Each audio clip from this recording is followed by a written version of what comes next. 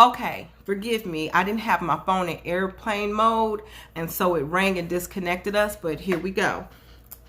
So he said, okay, where we were at is Amnon was instructed by Jonadab to lay down on his bed and pretend he was ill.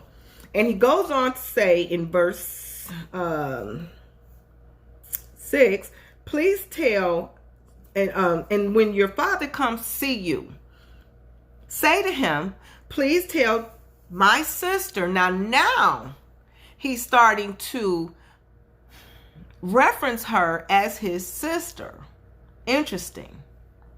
That's interesting. When he's talking to his father, he's referencing her as his sister. So I wonder if the text before that was a generalized statement of him saying, of him identifying what sister he was referring to. Because I'm going to tell you, there are some names of his children, and when I looked up the images, they were all boys. There was only one daughter. So like I said, that confused me a little bit, because in my mind, you said Absalom's sister instead of saying my sister when you're talking to Jonadab. But here, when you're talking to your father, you're clearly stating that you recognize she is your sister. So you're plotting to lay with your sister. So you understand this is your sister, not just Absalom, your sister. So there is a connection there. There is a connection. He was just lovesick over his sister. Okay. And yes, I do know that incest was, big back in, certain days. So I am aware of that. But anyway, he says, please let my sister Tamar come and give me food and prepare the food in my sight. So he wanted to watch her cook the food. He wanted her in his presence, that I may see it and eat it from her hand. Okay. Then Amnon lay down and pretended to be ill. And when the king came to see him, Amnon said to the king, to King David, please let Tamar, he repeated exactly what Jonadab had instructed him to say. He said, please let Tamar come in and make a couple of cakes for me in my sight that I might eat from my hand. So actually those were Jonadab's words. Let my sister. So Jonadab, is like we said before, is helping him plot. Helping him plot this mess. So David sent home to Tamar, saying, now go to your brother Amnon's house and prepare food for him. So Tamar went to her brother Amnon's house, and he was laying down. Then she took flour and kneaded it, made it cakes in his sight, and baked the cakes. And she took the pan and placed them out before him. But he refused to eat it. He refused to eat it from the pan. Remember, Jonadab instructed him to have Tamar feed it from her hand, which is more of a personal, act. So he refused to eat. Then Amnon said, have everyone go out from me, meaning everybody go, leave. And they all left. So anybody who was around helping her with these cakes or whatever, they all had to go, because now he's about to act on his lovesick fantasy. Okay. Then Amnon said to Tamar, bring the food into the bedroom that I may eat from your hand. And Tamar took the cakes which she had made and brought them to Amnon, her brother, in the bedroom. Now when she had brought them to eat, he took hold of her hand and said to her, come lie with me, my sister. Now this man has made that connection. My sister. But she answered him, no, my brother, do not force me. So he must have grabbed her arm pretty tight, I'm assuming, because anytime that you are trying to invoke your will on somebody, you tend to be a little assertive. So when he grabbed her hand and she said, do not force me, she must have realized, when you say come lay with you, brother, we don't do that. So no such thing should be done in Israel. Like, this is a law against incest. That tells me there's a law, because you don't do that here in Israel. Okay? So, do not do this disgraceful thing. And that is an exclamation point after that. Verse 13 says, where could I take my shame? What about me? So you fulfill yourself, and then what about me? Where am I supposed to go? You're going to put this big shameful S on my chest, and then, what's going to happen with me? What's going to happen to me? Are you not concerned about me? You're only concerned about your sick fantasy? So she goes on to say, and as for you, you would be like one of the fools in Israel. Now, therefore, please speak to the king, for he will not withhold me from you. Let's read that again. Now, therefore, please speak to the king, for he will not withhold me from you. So I'm going to go down. I'm going to go down because I want to see if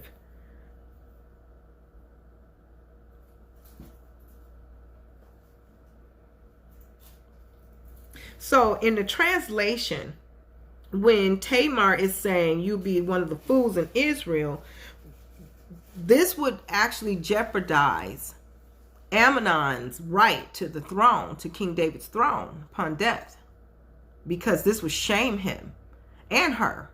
So, but she says the king will not withhold you from me. So it appeared to Amnon to fulfill his physical desire for her through marriage. So she surely knew that such a marriage between half siblings was not allowed by the Mosaic law. So Moses' law, you could not take a sister or brother sibling as, a wife or a husband. But in the desperation of the moment, Tamar was seeking to escape the immediate situation.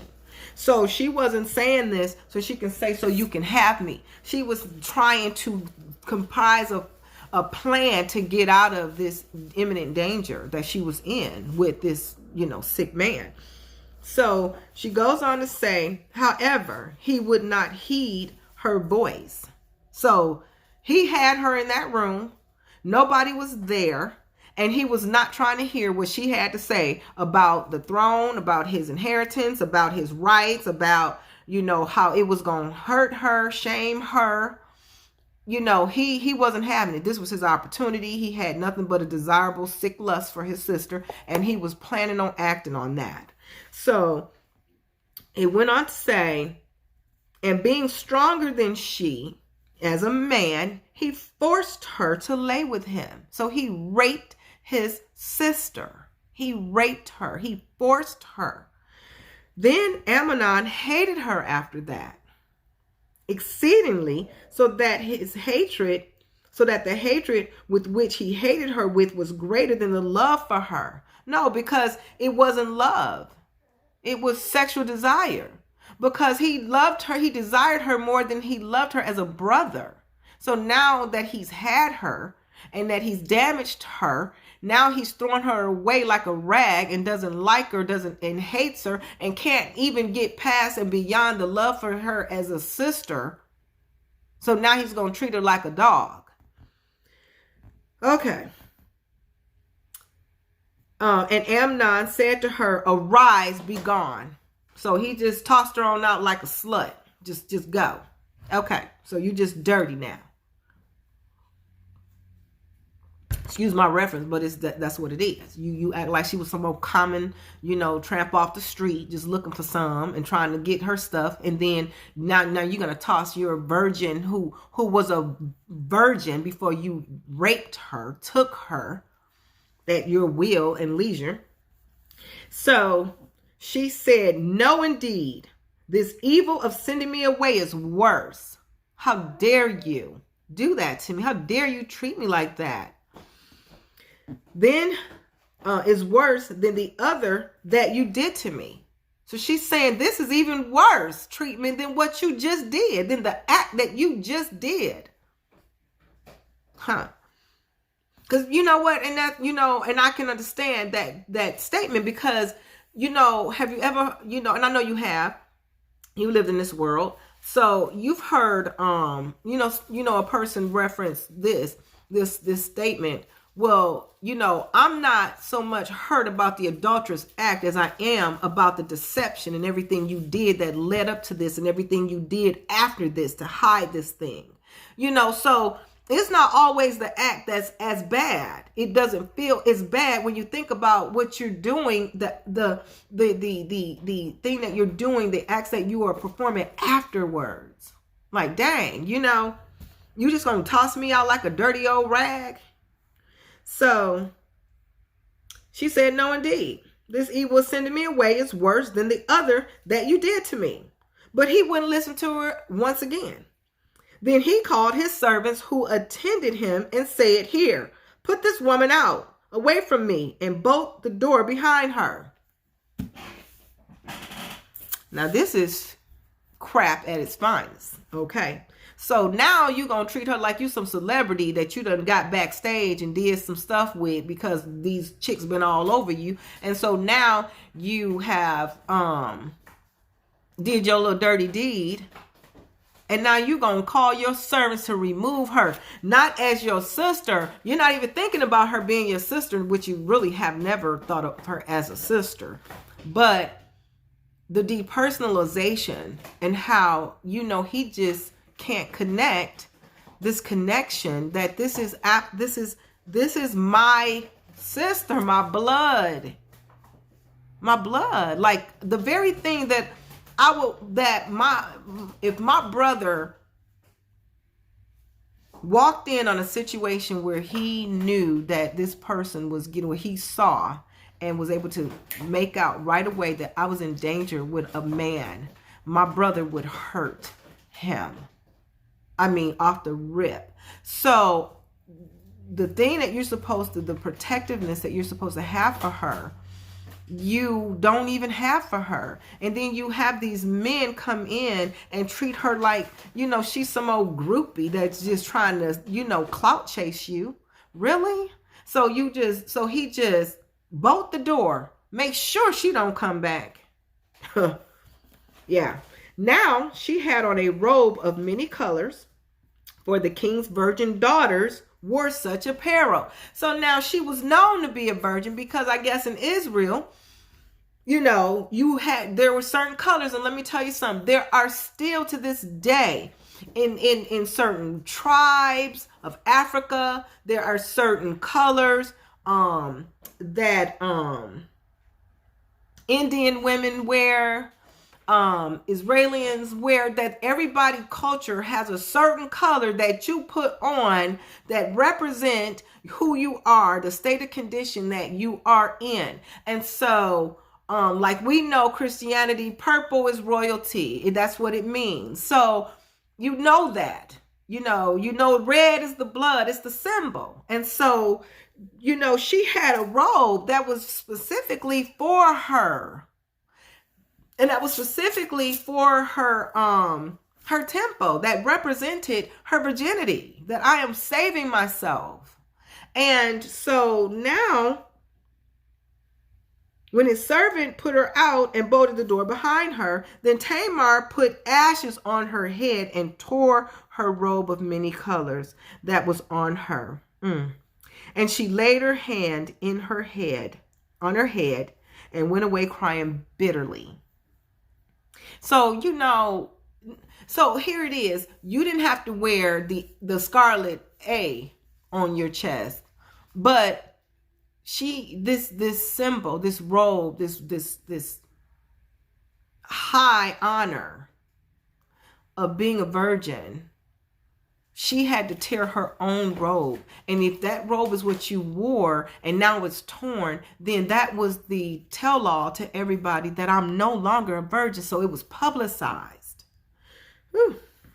No, yeah, so it's not just your business, where, you do your little dirty deed in your home or whatever. These people had certain morals about themselves and certain things that represented, that symbolize that, it's just like the chastity belt. It's just like the little ring that a father gives his daughter, that you're going to remain a virgin, until you get married, and she wear that ring and all of a sudden she ain't wearing that ring. Then something, either she gaining weight or, she got a son. It's just that's just it, Okay. So let's just keep on moving here and reading on.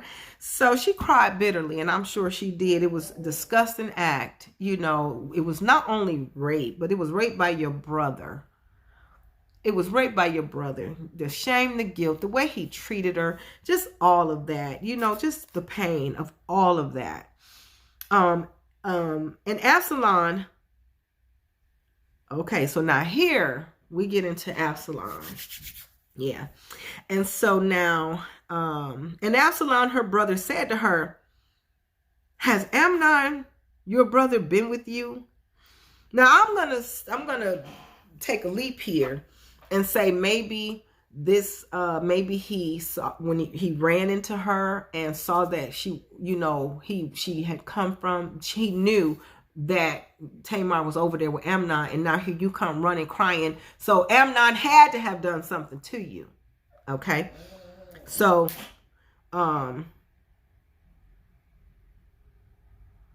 you know what? We're going to stop there. We're going to stop there. And we're going to pick this up later. I'm going to upload another video because I want to dissect this part right here and on. I'm going to just pick this thing apart because this is going to be very interesting. And this is going to be the change of David and Absalom's relationship. So we're going to stop right here. I'm going to encourage you to tune back in and to watch the upcoming videos. I would like for you to hit the subscribe button and to share this video, if you will, with others. I enjoyed this. Thank you for having me. Thank you for watching. Hit the like button and have a good day.